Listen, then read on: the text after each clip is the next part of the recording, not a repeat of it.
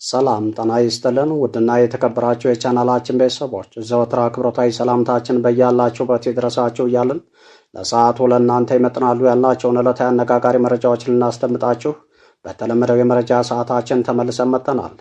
ዛሬም እንደ ወትሮው ዝግጅታችንን ላይክ፣ ሸር፣ ሰብስክራይብ እና ኮሜንት በማድረግ የከበረ ድጋፋችሁን ታሳዩን ዘንድ በአክብሮት እንጠይቃለን። የተወደዳችሁ የቻናላችን ቤተሰቦች እነሆ ለሰዓቱ የብዙሃኑን ትኩረት ወደ ሳበው የዕለቱ አነጋጋሪ መረጃችን አለፍን። እስከ ዝግጅታችን ፍጻሜ ድረስ አብራችሁን ቆዩ። የኢትዮጵያ ፖለቲካ የስበት ማዕከል የሆነችው አሁን ላይ ሀገራዊ ኃላፊነትንና የሕዝቦችን ማንነትና ነጻነት እንደ ኳስ እየለጉ የተሰጣቸውን ስልጣንና ኃላፊነት መሸከም ያልቻሉት የብልጽግና ሰዎች የህወሓትን ከስልጣን መባረር ተከትሎ የአራት ኪሎ ቤተ መንግስት ስልጣን ለመረከብ ያበቃቸው በወልቃይት ጠገዴ የተለኮሰው አብዮት መሆኑና ወልቃይት ለብልጽግና ሰዎች የስልጣናቸው መሰረት የነገ ጉዟቸው የሚወሰንበት መሆኗ ለማንም ግልጽ ነው። ነገር ግን የበታችነት ስሜት የተጠናወታቸውና ከህዝብ ፍላጎትና ጥቅም ይልቅ ለስልጣናቸው ቅድሚያ በመስጠት የወልቃይትን ማንነት የዘነጉት የብልጽግና ሰዎች በዛሬው ዕለት ከወደ ወልቃይት ያልጠበቁት መርዶ ደርሷቸዋል። ለመሆኑ ወልቃይት ምን ተፈጠረ የሚለው ጉዳይ በዝርዝር በዝግጅታችን ተካቶ ወደ እናንተ የሚደርሳቸው ይሆናል። በሌላ መረጃ በዛሬው ዕለት ከአማራ ምድር ልብን የሚያሞቁ ሰበር መረጃዎች እየወጡ ይገኛሉ። በተለይም ደግሞ አማራውን ክዶ ለአብይ አህመድ ገብሮ በማደር ለአማራ ጠላቶች መንገድ እየመራ አማራውን እያስጨፈጨፈ ያለው አረጋ ከበደ በዛሬው ዕለት በባህር ዳር የእጁን አግኝቷል። አብዮት ልጆቿን ትበላለች የሚለው አባባል በአማራ ብልጽግናዎች ዘንድ ደርሶ ትናንትና አብይ አህመድ በሰሩት የፖለቲካ ሴራ በተፈጠረው የፖለቲካ ስብራት የተነሳ እና አምባቸው መኮንንና ምግባሩ ከበደ እና ሳምነው ጽጌን የበላው እሳት ዛሬ ደግሞ ተረኞቹና አረጋ ከበደን የእጃቸውን እንዲያገኙ አድርጓቸዋል። ለመሆኑ በባህር ዳር አስደንጋጩ መፈንቅለ መንግስት በባህር ዳር ከተማ መካሄዱ ተሰምቷል። በባህር ዳር ከተማ ምን ተፈጠረ? አረጋ ከበደና ሌላ የብልጽግና ሰዎችስ ምን ገጠማቸው? ዝርዝሩ እንዲሁ ተካቶ ወደ እናንተ የሚደርስ ይሆናል። በተከታዩ መረጃችን የብልጽግናው አገዛዝ የዘረጋው መዋቅር ሲፈርስበት፣ የሚልካቸው ወታደሮች ሲፈጁበት፣ ዓለም አቀፍ ጫና ሲደራረብበት፣ ያመናቸው ሁሉ በራቸውን ሲዘጉበት፣ የተረታቸው ተረቶች ሁሉ አልቀውበት መላው ሲጠፋው በምርኮኛው ጀነራል ብርሃኑ ጁላ በኩል በአማራ ህዝብ ላይ አዲስ የጥፋት ዘመቻን ይዞ ብቅ ብሏል። ለመሆኑ ብርሃኑ ጁላ ዛሬ ያስተላለፈው መልእክት ምን ይላል? ዝርዝሩ ወደ እናንተ የሚደርስ ይሆናል። በተከታዩ መረጃችን አማራ በልጆቹ ቆራጥ ትግል ታሪኩን ያድሳል ስንል ወደ ቀደመው ክብራችን እንመለሳለን ማለት ብቻ አይደለም። የአማራነት ስነ ልቦናችን፣ ቋንቋችን፣ ባህላችን፣ ስነ መንግስታችን፣ የፍትህና የፍርድ ስርዓታችን፣ የአብሮነትና የመከባበር እሴቶቻችን፣ ስልጣኔያችን፣ መንፈሳዊነታችን፣ ሀቀኝነታችንና ጀግንነታችን አብረውን የሚኖሩና ለእልፍ ዓመታት የምንሻገርባቸው የአማራነት ቁልፍ ሀብቶች ናቸውና አባቶቻችን እነዚህን እሴቶች አንድም ሳይሸራርፉ የባዕዳንን አስተሳሰብ ሳይጭኑባቸው በኃይል ለመጫን የመጣውን በኃይል አንበርክከው ለዚህ ክብር አብቅተውናል ያሉት የአማራ ፋኖች አዲስ የድል ዜናን አብስረዋል። በተለይም ደግሞ የአማራ ሚሊሻ እንዋጋም ብለው ፋኖን መቀላቀሉ ተሰምቷል። በጎጃም የሚገኙ ከ3000 በላይ ሚሊሻ አባላቶች ፋኖን በይፋ መቀላቀላቸውና በዛሬው ውሎ የአማራ ተጋድሎ ፋኖች በርካታ ከተሞችን መቆጣጠራቸው ይፋ ሆኗል። ውድና የተከበራችሁ የዝግጅታችን ቤተሰቦች በዚህ መረጃ ጊዜያችን እነዚህንና ሌሎች በአርዕስተ ጉዳዩ ላይ ያልተካተቱ ዝርዝር መረጃዎችን ስናደርሳችሁ አብራችሁን ስትቆዩ የሚባክኑ ሰከንዶችና የሚያስቆጭ ጊዜ እንደማይኖራችሁ በመተማመን ነው። በዛሬው ዕለት ከአማራ ምድር እጅግ አነጋጋሪ የሆነው ሰበር ዜና ተሰምቷል። በተለይም ባህር ዳር መፈንቅለ መንግስት መደረጉ እየተነገረ ነው።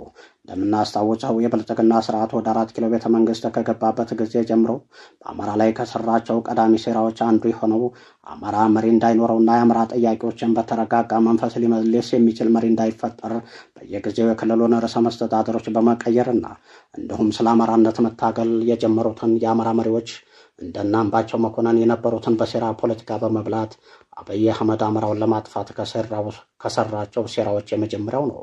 እንደምናስታውሰው የትህነግ ህወሓት የ27 ዓመት አምባገነንና ፋሽስታዊ ስርዓትን ለመገርሰስ ወደ ህይወቱን በመገበር ብዙ መስዋዕትነትን የከፈለው አማራ በትህነግ አገዛዝ የደረሰበት ግፍና መከራ ጠባሳው ስለሚያመው ትህነግን ታግሎ በመገርሰስ ያገኘው ነጻነት ስለሚያሳሳው ያኔ ገና ከጀምሮ በለውጥ ስም አማራውን ወክለው የተሾሙ ልጆቹን እንዲህ ሲል ነበር አደራ የሰጣቸው።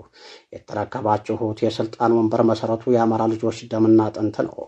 አማራ በልጆቹ ቆራጥ ትግል ያገኘውን ማንነት ነጻነት አስከብራችሁ የአማራነት ስነ ልቦናችን፣ ቋንቋችን፣ ባህላችን፣ ስነ መንግስታችን፣ የፍትህና የፍርድ ስርዓታችን፣ የአብሮነት የመከበር ሴቶቻችን፣ ስልጣኔያችን፣ መንፈሳዊነታችን፣ ሐቀኝነታችንንና ጀግንነታችንን አብረው የሚኖሩና ለእልፍ ዓመታት የምንሻገርባቸው የአማራነት ቁልፍ ሀብቶች ናቸውና አባቶቻችን እነዚህን ሴቶቻችንን አንድም ሳይሸራረፉ የባዕዳንን አስተሳሰብ ሳይጭኑባቸው በኃይል ለመጫን የመጣውን በኃይል አንበርክከው ለዚህ ክብር አብቅተውናል እና እናንተም ይህንን የከበረ የአማራ ህዝብ አደራ ተረክባችሁ የቆሰለውን የአማራ ህዝብ ነፍስ እያከማችሁ የተፈረካከሰውን የኢትዮጵያዊነት ክብርና ማንነት ፈልጋችሁ ከወደቀበት አንሱት።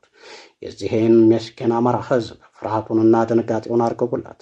ጥላቻና አለመተማመን፣ ጭካኔና ስግብግብነት፣ አለመደማመጥ፣ ልዩነትን መፍራት፣ በኩራት ተወጥሮ በበታችነት ስሜት መሰቃየት፣ ሌላውን ጥሎ ትልቅ ለመሆን መሞከር ሁሉ የተሸነፈ ማንነት፣ የዘቀጠና የተቀጠቀጠ ስብዕና መገለጫዎችና የበሽታ ምልክቶች ናቸው እንጂ የቀደሙት የአማራ መሪዎችና የአማራ ህዝብ ባህሪያት አይደሉምና በአማራ ህዝብ የጅምላ ጫጫታ ውስጥ የጠፋውን ግለሰባዊ ስብዕና ማንነትና ድምፅ ፈልጋችሁ አግኙ። ስታገኙ ደግሞ በራስ ወዳድነትና ስግብግብነት በተጠላለፈ ግለ ፍቅር ከንቱ ሆኖ እንዳይቀር፣ በመናናቅና በመናቆር እንዳይጠፋ አማራነትን ያስተሳሰረው ገመድ የህብረ ማንነት መለያ የሆነውን አማራዊ ነፍሱን አስጨብጡት።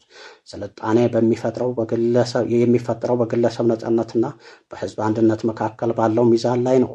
የጅምላ ጫጫታ ውስጥ የጠፋውን ግለሰባዊ የስብዕና ማንነት ድምፅ ፈልጋችሁ አግኙ። ስታገኙት ደግሞ በራስ ወዳድነትና ስግብግብነት በተጠላለፈ ግለ ፍቅር ከንቱ ሆኖ እንዳይቀር፣ በመናናቅና በመናቆር እንዳይጠፋ የአንድነቱን ገመድ አስጨብጡት። ግለሰብን እየገደሉ ሀገር ማለት ቀልድ ነው። ሀገራዊ ኃላፊነትና ማንነት እንደ ኳስ እየለጉ ነጻነትና መብት እያሉ ማላዘንም ትርጉም የለውም።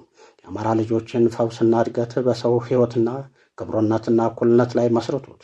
ሰው መሆን በራሱ እጅግ የከበረ ምስጢራዊ ድንቅ ጥበብ መደምደሚያ ነው። ሰውነት ከጾታ ከዕድሜ በላይ ነው። ከብሔር ቋንቋ ይልቃል። ከቁሳዊ ሀብትና ከሃይማኖታዊ ቋንቋም ይገዝፋል። የሁላችንም ስራ ይህ ሊሆን ይገባል ብለው የአማራ አባቶች አጥራ የሰጧቸው የአማራ ልጆች ግን እነዚህ ንጹሐንን እያስጨፈጨፉ ግለሰብን እየገደሉ ሀገር በማለት የሚቀልዱትና ለአብይ አህመድ ገብረው ያደሩት ወዳደሮቹ የአማራ ብልጽግናዎች በዛሬው ዕለት በባህር ዳር እርስ በርሳቸው ከፍተኛ የሆነ የስልጣን ሹኩቻ ውስጥ በመግባት የህዝቡን ድምፅ አፍነው በመቆየታቸውና በአማራ ብልጽግናዎች መካከል ህዝቡ እየተጨፈጨፈ ነው፣ ከህዝብ ጎን ልንቆም ይገባል የሚል ቡድን በመፈጠሩ በዛሬው ዕለትና አረጋ ከበደ በጥይት ተመተው መቁሰላቸውና በአማራ ብልጽግናዎች ዘንድ ከፍተኛ የሆነ መፈንቅለ መንግስት መደረጉ እየተነገረ ይገኛል። ይህንን ተከትሎ ከፍተኛ የሆነ ውጥረት በባህር ዳር መንገሱን ከቦታው በደረሰን መረጃ መሰረት ማረጋገጥ ችለናል። በሌላ መረጃ ብርሃኑ ጁላ በአማራ ላይ ለአንዴና ለመጨረሻ ጊዜ መላ የሀገሪቱን መከላከያ ሰራዊት በማዝመት ማጥቃት አድርገን በአጭር ጊዜ ይህንን ፋኖ የሚባለውን ቡድን ማጥፋት ካልቻልን በቀጣይ ተረጋግተን ልንመራ አንችልም የሚል ውሳኔ በማስተላለፍ በቀጣይ ለአንድ ወር የሚቆይ ዘመቻና መላ የሀገሪቱ መከላከያ ሰራዊት የሚሳተፍበት ልዩ ኦፕሬሽን እንደሚሰራ ዛሬ ይፋ አድርጓል። ሌላ መረጃ በዛሬው ዕለት ከወልቃይት የተሰማው እጅግ አስደንጋጭና አነጋጋሪ የሆነው መርዶ ብልጽግና ዘንድ ከፍተኛ መረበሽን የፈጠረ ሆኗል። በተለይም ደግሞ ወልቃይቶች የብልጽግናው ስርዓት እንዲመጣ ብዙ ዋጋ ከፍለን፣ ነገር ግን ብልጽግና ከህወሓትን በከፋ መንገድ ማንነታችንን ክዶናል በማለት ከእንግዲህ ከፋኖ ጎን ሆነን ስለ አማራነትና ስለ ወልቃይት ማንነታችን ተጋድሎ እናደርጋለን ሲሉ በይፋ ለፌዴራል መንግስቱ መልእክት መላካቸው ሌላ አስደንጋጭ መርዶ ሆኖ ብቅ ብሏል። በሌላ መረጃ በዛሬው ዕለት በተለይም ደግሞ ፋኖ በሰራው ልዩ ኦፕሬሽን በጎጃም 6 ከተሞችን መቆጣጠር የቻለ ሲሆን ከ3000 በላይ የሚሊሻ አባላት የፋኖን ትግል በይፋ መቀላቀላቸው ታላቅ ድል ሆኖ ብቅ ያለ ሆኗል። ውድና የተከበራችሁ የዝግጅታችን ቤተሰቦች ለሰዓቱ ዝግጅታችንን በዚሁ ቋጨን። መልካም ጊዜን ተመኘን።